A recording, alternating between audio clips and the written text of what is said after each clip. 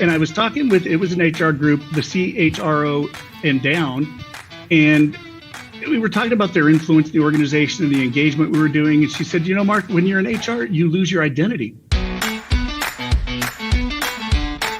And I said, what do you mean? She goes, well, my name is Linda.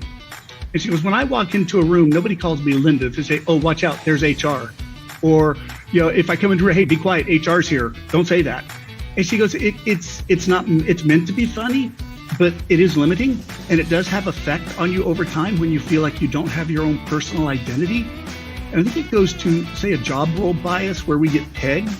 I think a super benign way to think of that would be an actor that gets pegged in a role that never is able to play outside that role again, because that's the way they're viewed from then on.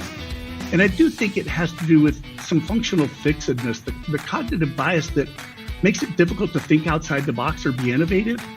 And it's interesting, Scott, you should ask that, because just this morning I was talking with a client and they brought up recency bias. And I said, how is that affecting you? What do you mean by that? And she said, you know, we have this amazing culture in our organization and we retain people. And so, you know, 5 years in, you're still considered new within the organization. And the belief is that there's nothing for you to offer because you haven't been here long enough to bring anything to the table, even after being there for 5 years. And there's another example that I use in the book that I think is, you can address this with intention. Because those microaggressions, I do think you mentioned, and that intent is key, and assume good intent. But I think also, even with good intent, the reality of how they perceive it is their reality, and it can still be damaging, even because a lot of people don't always assume good intent with things.